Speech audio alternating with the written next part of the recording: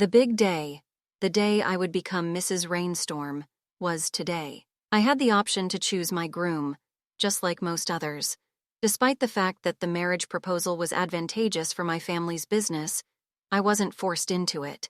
Benefits of being a billionaire include the fact that my dad, like my best friend Ace Valentino, had a lot of influence in the business world.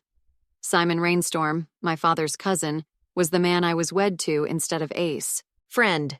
I gave my wedding proposal some serious thought right away when my father first advised me to do so because there was no sense in putting it off. Simon and I dated for 2 months before I decided that he was okay. And when he formally proposed to me, we agreed to get married. I took a quick look in the mirror, getting ready for a wedding. I was dressed in a long white bridal gown with a sweetheart neckline and a cape that cascaded down the back. My gray eyes added some wispy, face-framing elements to the slightly messy hairstyle. I sucked in a big breath despite being pleased with how I appeared. Regarding everything, I got a horrible sensation that I knew I shouldn't have. I texted Ace after shaking off the bad thoughts and getting over my anxiety. "Where are you, Ava? I'm anxious." Ace immediately responded, "Ace, I'm heading there. The meeting went much longer than anticipated, but do not fret, I'll be there promptly." I grinned wryly. Despite my wedding, he had a meeting that he chose not to postpone. Like my father, he was a workaholic, so I was used to his shenanigans. "Remember to come see me in my room one last time before the ceremony, Ava." I kept the phone back on the table and checked my makeup as Ace simply responded with a brief, "Okay." A small knock on my door was heard. I told my dad to come in, and when the door opened, he was grinning broadly at me. Dad called me his princess and ran up to me. He breathed out, "Your smile is as beautiful as your mother's, those same dimples," when I smiled at him. "I've always wanted you to obtain Eleanor's. Smile. If she were present, she would be pleased with you." He covered my head with his hand as his eyes began to become a little cloudy. "Dad, I can tell she's proud. All I want is for you to be happy." I reminded him, "Don't forget what you promised to me," and that made him giggle. After Mom passed away, all my father did was devote his entire life to raising me properly and in his business, so I insisted he find a life partner for himself. I told him repeatedly that he needed to find a new partner, but he promised to do so after my wedding. He obediently replied, "Yes, Massachusetts AM," which caused me to chuckle out loud. "You look beautiful, my love. I'm overjoyed for you." Saying thanks, Dad, he asked, trying not to cry in front of me, "Is Ace attending the wedding?" "Oregon, he got stuck in a meeting." Naturally, Ace was very dear to him. I told Dad, "He is on his way." Nice to know. When I was looking through my phone after a while, Dad remarked, "That guy should think of his love life also." When I was fully engaged in business, I had a daughter, but he is only 27 and has yet to show any signs of dating or even getting engaged. I moaned. "You're aware of him, Dad. He treats practically everyone with rudeness and conceit, just not to his family members. But as soon as they witness his brutality, ladies flee. I don't blame them for leaving before they had a chance to see his vulnerable side. He opens up far too slowly, that person. Sincerely, I'm concerned for him. Can any lady endure Ace Valentino on the planet?"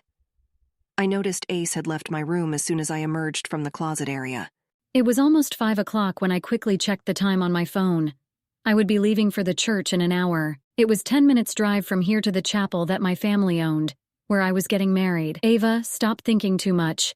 Simon will make you happy. The appropriate choice has been made." I sat on my bed after taking a few long breaths.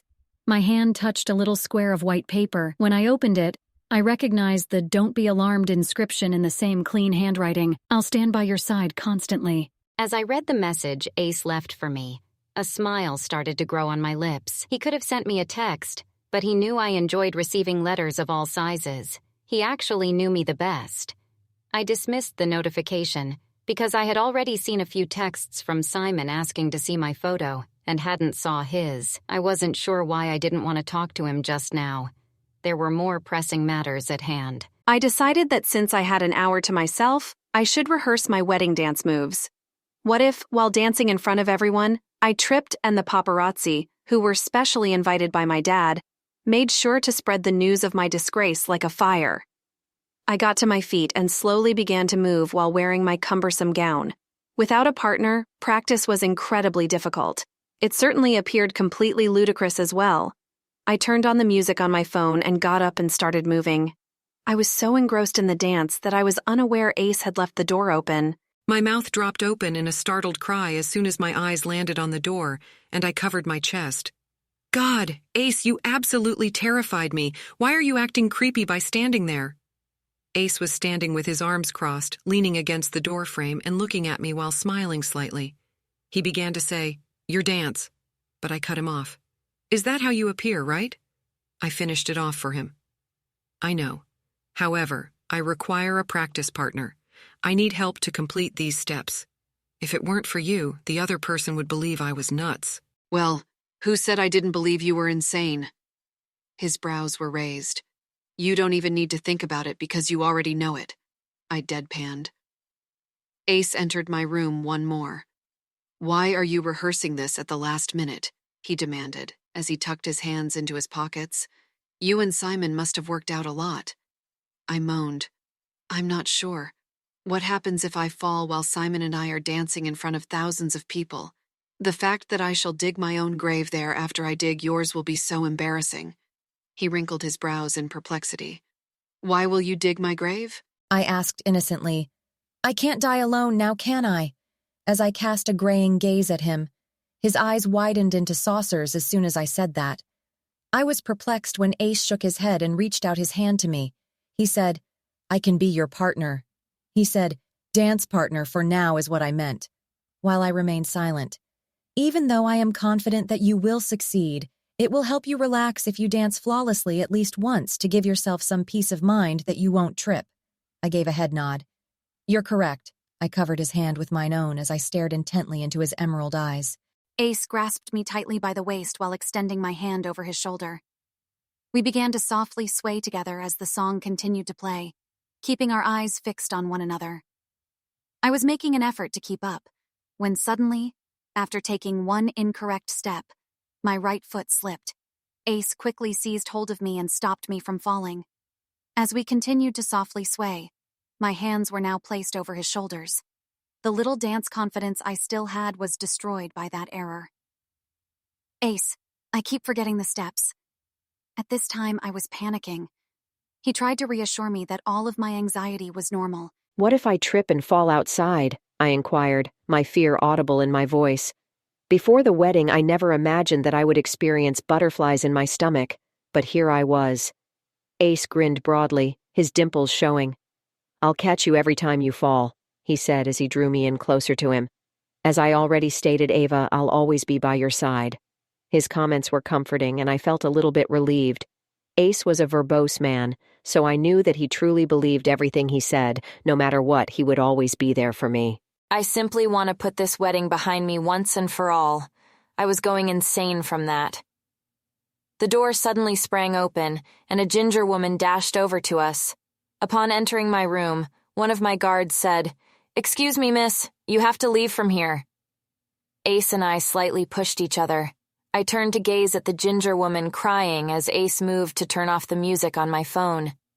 "Are you all right, miss?" I inquired out of concern. I gave her the water-filled glass that was sitting on the tray next to me. "Drink this from here." "Ma'am Ava, I'm sorry." The guard apologized. I assured the guard, "It's okay. She just burst in. You're free to go." Ace dragged me to a room corner after the security man had left. "Are you certain it's safe to allow a stranger to remain here, Ava?" Ace murmured, "She looks like a maniac," and I nodded in agreement as I could tell he was worried. "Don't worry, Ace. Let's find out why she is here. Don't worry about her being crazy either. I'll talk to her with you by my side." Ace remarked, "So you are making me your bodyguard after making your actual guard leave," as if he had just solved the world's greatest conundrum. "I'm not to fault." I reminded him, "You are the one who said we'll always be by my side." "Let's go ask her what's wrong now," I said. When we arrived, the woman was looking around my room with her eyes wide open. "What brings you here, miss?" I asked after clearing my throat. "Please don't marry Simon Rainstorm," the woman pleaded as she cast a tear-filled glance my way. "Huh?" I looked up in perplexity. "Why?" I asked, because I was having his child. Part 2, coming soon. Please do not forget to subscribe to the channel and like the video, and if you like the video, leave a comment.